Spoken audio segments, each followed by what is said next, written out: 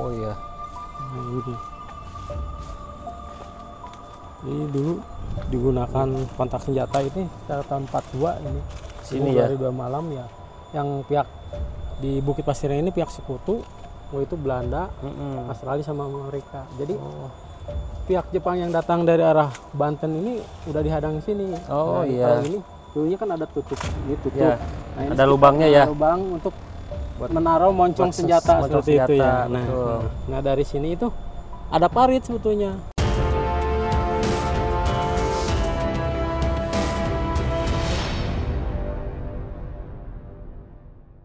Jadi ini yang ada di depan kita ini namanya batu apa nih Pak? Batu Ini kapak ya?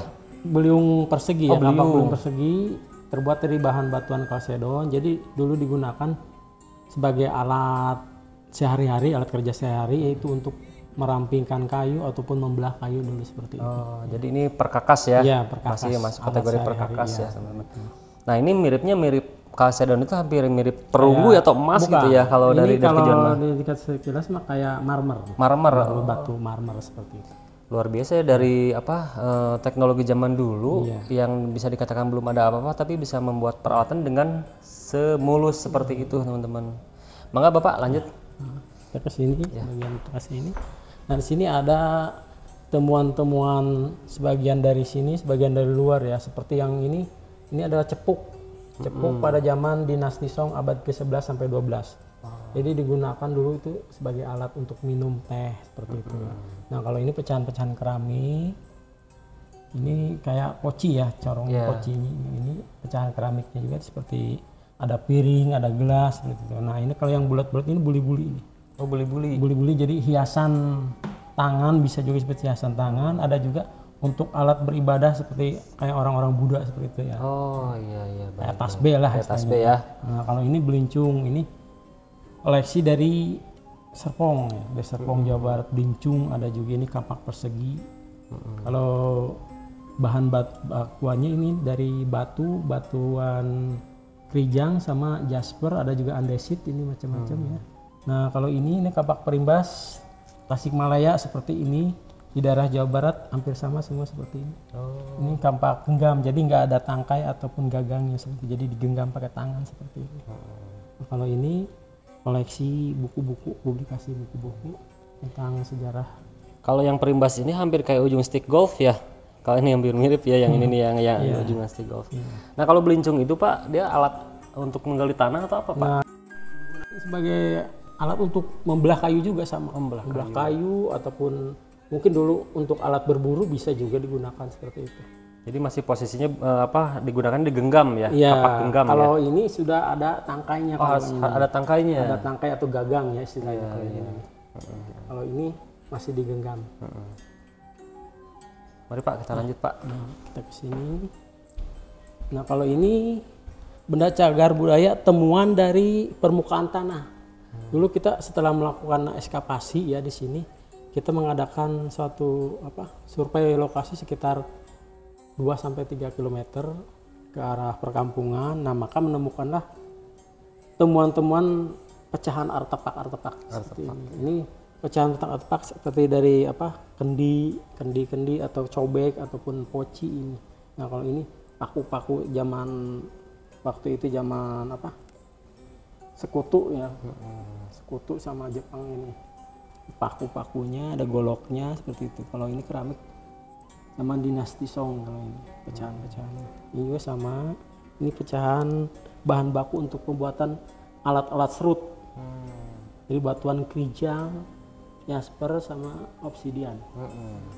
Sini juga publikasi foto-foto. Oh iya, ini foto-fotonya ya. Itu yang bertuliskan Jepang itu ada di sini. Ini ada di Jakarta kalau Jakarta. Ini, ya. Di dekat wali kota itu taman.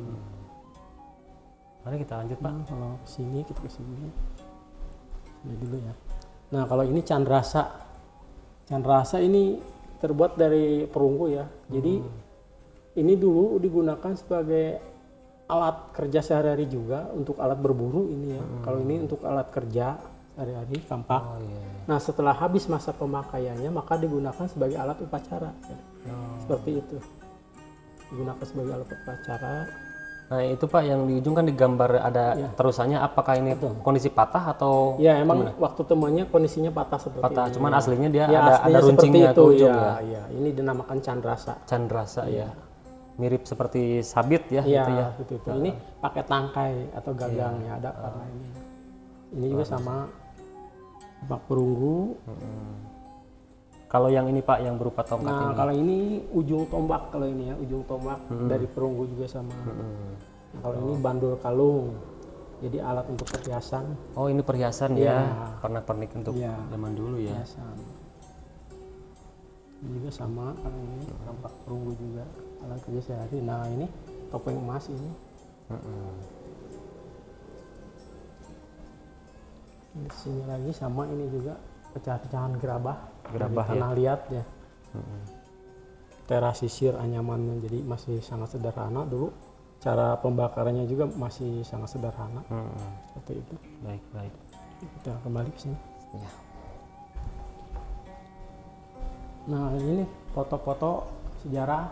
Oh iya. Iya, pada masa militer Perang Dunia Kedua ini.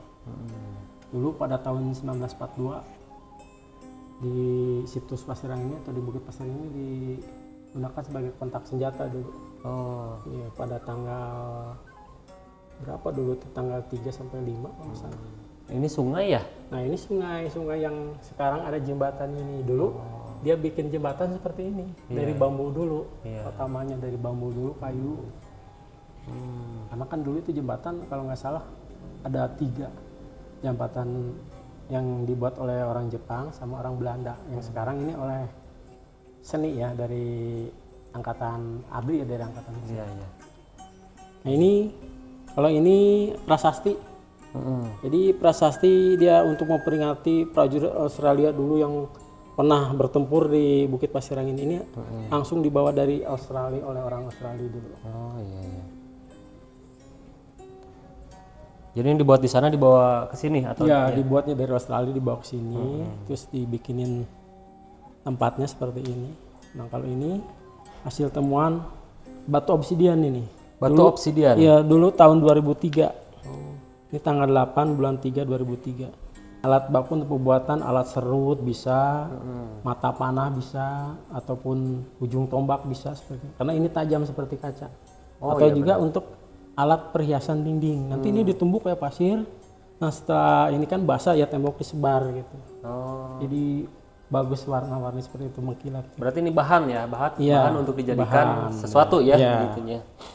Nah kalau yang ini pecahan atau patahan-patahan patung arca dari Gunung Kapur Ciampea atau dulu dinamakan Gunung Sinala.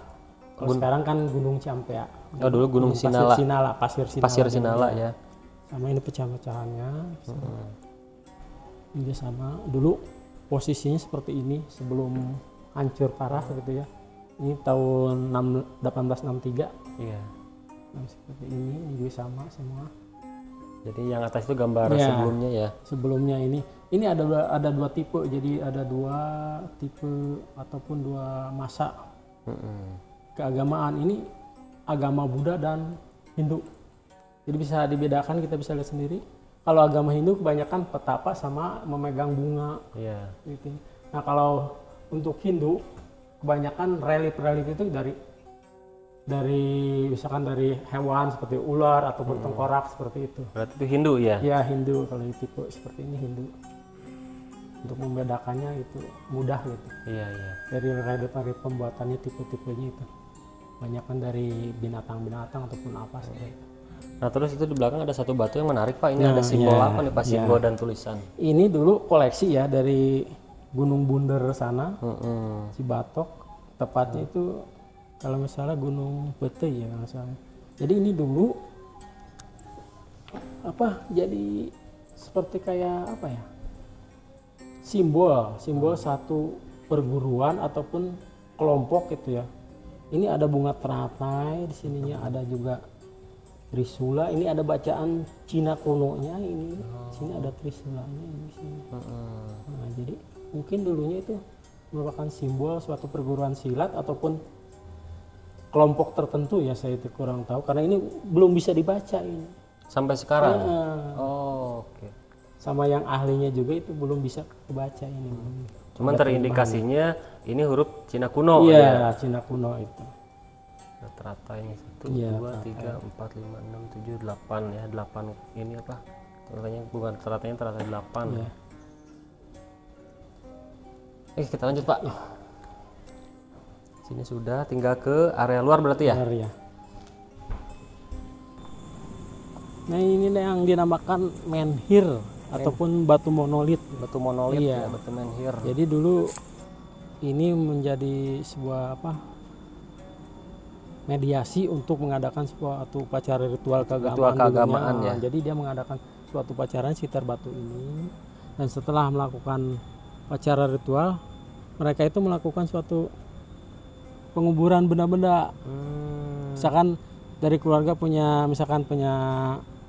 satu benda pusaka ataupun misalkan perhiasan maka dikumpulkan sekitar sini. Jadi kebanyakan temuannya ini sekitar sini. Dari membujur dari arah timur ke barat sini. Dari sini ke sana ya? Dari sana ke sini. Oh, dari sana ke sini ya. Itu kan di sana timur, ini ke arah barat. Oh, dari timur dulu ke Iya, barat. seperti Oh, berarti prosesinya itu seperti itu ya, Pak.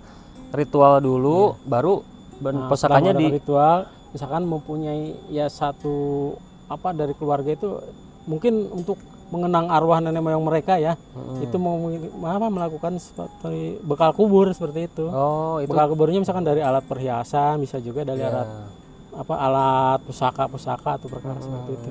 baik Pak. Baik. Oke, kita lanjut Pak. Nah, ke sana ya.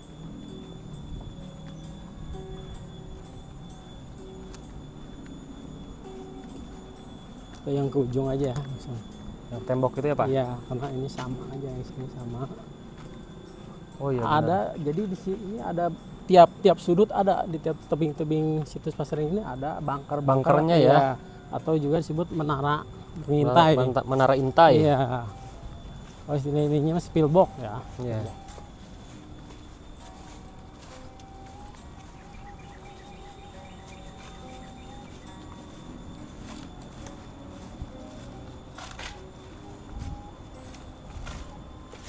Oh iya.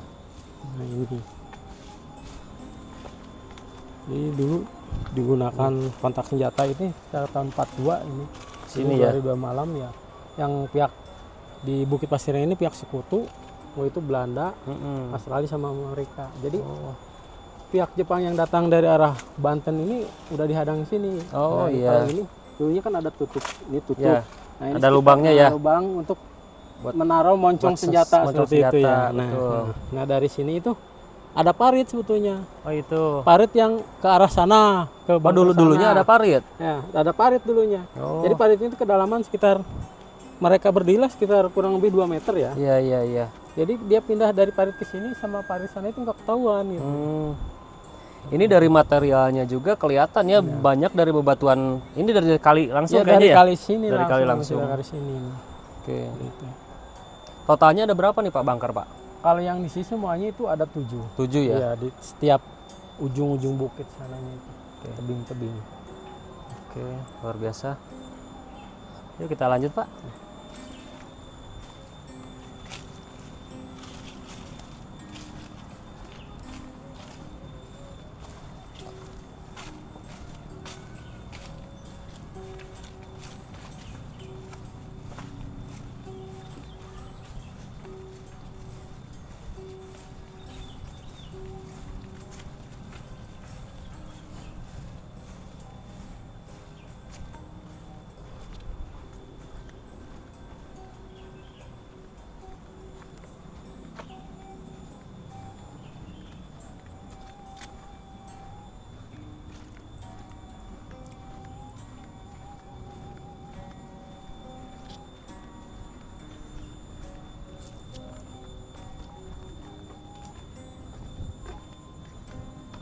Ke sini ini patok-patok bekas penelitian atau ekskavasi dulu oleh Pusat Penelitian Arkeologi Nasional. Baik.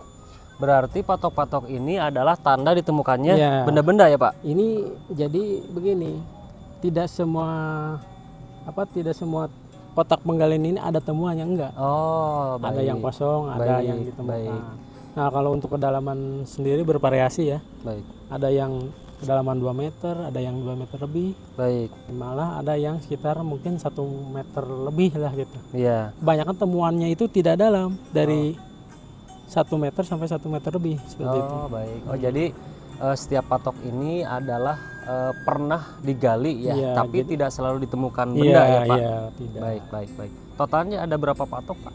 Kalau untuk ini sebetulnya udah banyak ya, sekitar Banyak 90-an lebih ya kalau kita lihat dari itunya, dari peta ininya, dari arkeologi itu. Baik, baik. Karena ini kan udah dari tahun 1969 sampai dengan yang terakhir itu tahun 2003. Baik. Oh, Jadi terakhir iya, oh, sebelum sama Pusat Arkeologi Nasional itu dulu oleh orang Yayasan Purbakala Asia itu. Jadi Baik. patoknya beda. Di sana dia patoknya bulat cuma satu aja gitu, Iya. titiknya satu.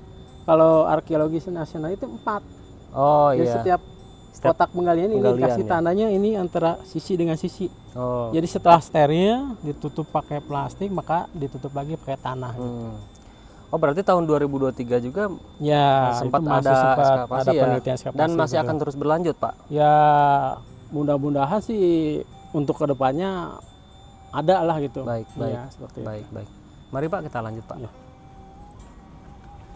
Nah, kalau sekitar sini nih, ini batas area dalam ya. Iya. Di sananya itu udah apa, sawah Sawah, sama ya. enggaknya. Kalau ke arah sana itu, ke arah timur itu permukiman warga ke sananya. Nah, kalau ini dinamakan patung Arca Dwarapala. Arca Dwarapala Iya, ya. Dwarapala, jadi arca penunggu pintu gerbang dulunya. Pintu gerbang mau masuk ke pura ataupun ke keraton, kerajaan seperti itu. Baik, baik. Kalau ini apa namanya, patung arca raksasa Dwarapala namanya. Arca Iya, Dwarapala yang bergigi taring, terus di ininya kayak pakai ular gitu, hiasan Baik. ular sininya, Baik. sama 2 tengkorak. Baik. Gitu. Ini dari batu juga ya, Pak ya? Kalau ini bahan bakuannya dari padas, tanah padas. Oh, padas Iya, ya, tanah padas. Ini lokasi dulunya ditemukan di sini atau dari Ini luar, Pak? dulu ini ditemukan dari luar, ini pindahan dari Gunung Kapur Ciampea dulu ya. Oh, Pasir masih dari Sinala tahun 1981 dipindahkan di sini. Cuma saya kurang tahu dulu ya kenapa kok sampai di sini gitu. Iya, iya, Nggak iya. dimasukin ke area Baik. itunya apa, museumnya seperti itu. Oh, baik. Ya, dulunya. Berarti itu masih jadi misteri ya, kenapa satu benda ini tidak dimasukkan ke museum ya? Ya. Mungkin ada istilahnya tali paranti orang tua dulu ya, kenapa? Kemungkinan seperti itu, kemungkinan ada alasan lain, saya kurang tahu ya, karena Baik. saya belum bekerja di sini kan. Oh, seperti baik, itu. baik, Ya. baik, baik. Baik. Berarti ini terakhir ya, sampai sini aja Iya, ya? terakhir Baik. sampai sini aja. Ini Baik. benda cagar budayanya nggak ada lagi. Baik. Baik Bapak, mungkin itu aja. Kami sebelumnya mengucapkan terima kasih Bapak sudah menyempatkan waktu menemani Lemira untuk untuk berkeliling, terus memberikan informasi-informasi yang sangat bermanfaat. Kalau Pak, teman-teman, kita doakan nih Bapak semoga terus diberikan kesehatan, Pak ya, Amin, diberikan umur yang panjang, rezeki yang Amin. banyak, yang halal, yang baik, agar Bapak bisa terus istiqomah menjaga dan merawat tempat ini karena Amin. tempat ini luar biasa terawat, teman-teman. Tempatnya bagus, terawat, tertata dengan baik. Baiknya itu saja, teman-teman. Sekali lagi terima kasih Bapak sudah menyempatkan waktunya. Teman-teman juga di rumah, terima kasih sudah menemani kita dari awal sampai selesai. Kalau Bapak terus support kami, dukung kami. Mungkin itu saja, kami pamit. Sekian untuk video kita kali ini. Sampai jumpa di video Lemira berikutnya. Salam legenda misteri dan sejarah Lemira. Bapak atur nuhun.